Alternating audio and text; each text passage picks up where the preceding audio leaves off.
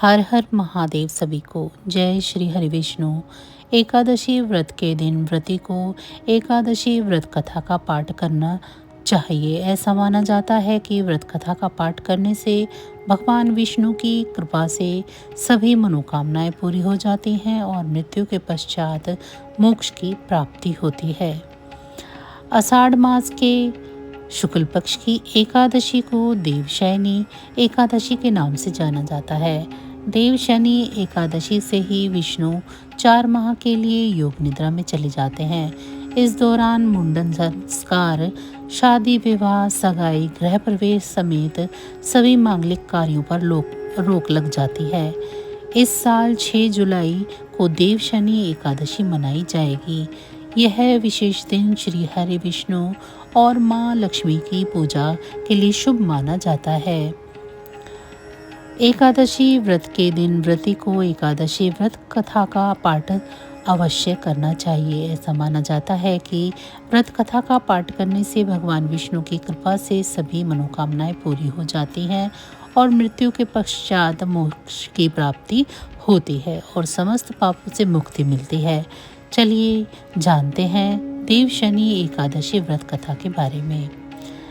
देवशयनी एकादशी व्रत कथा का वर्णन खुद भगवान श्री कृष्ण ने किया है।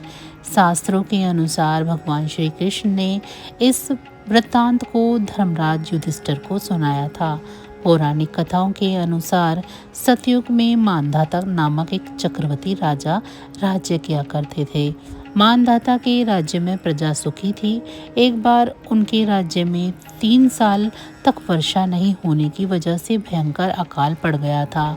अकाल से चारों ओर त्रासदी का माहौल बन गया था। इस वजह से यज्ञ, हवन, पिंडदान, कथा, व्रत आदि कम होने लगे थे। प्रजा ने अपने राजा के पास जाकर अपने दर्द के बारे में बताया। राजा इस अकाल से चिंतित थे। उन्हें लगता था कि उनसे आखिर कौन सा ऐसा पाप हो गया है जिसकी सजा इतने कठोर रूप में मिल रही है। इस संकट से मुक्ति पाने के उद्देश्य से राजा सेना को लेकर जंगल की ओर चल दिए। जंगल में विचरण करते हुए एक दिन वे ब्रह्मा जी के पुत्र अंगिरा ऋषि के आश्रम में पहुंच गए। ऋषिवर ने राजा का कुशल क्षेम और जंगल में आने का कारण पूछा।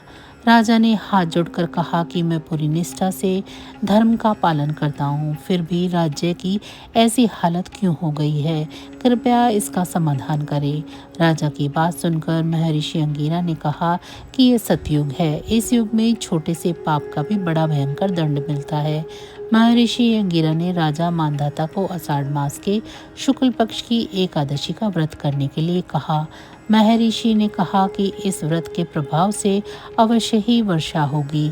महर्षि अंगिरा के निर्देश के बाद राजा अपने राज्य की राजधानी लौट आए। उन्होंने चारों वर्णों सहित पद्म एकादशी का विधि पूर्वक व्रत किया, जिसके बाद राज्य में मूसलाधार बारिश हुई।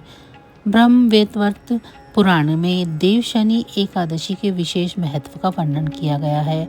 मान्यता है कि देवशयनी एकादशी के व्रत से भक्त की समस्त मनोकामनाएं पूरी होती हैं। तो बस आज की जानकारी इतनी ही थी। फिर मिलेंगे हम आपको ऐसी ही किसी अन्य जानकारी के साथ अगली वीडियो में। तब तक अगर आप सभी को हमारी ये जानकारी अच्छी लगी है तो वीडियो को लाइक करें। चैनल को अभी तक सब्सक्राइब नहीं किया है तो ऐसे ही और वीडियो के लिए चैनल को सब्सक्राइब कर लें।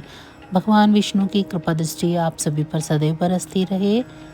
इसी के साथ आप सभी का बहुत बहुत धन्यवाद।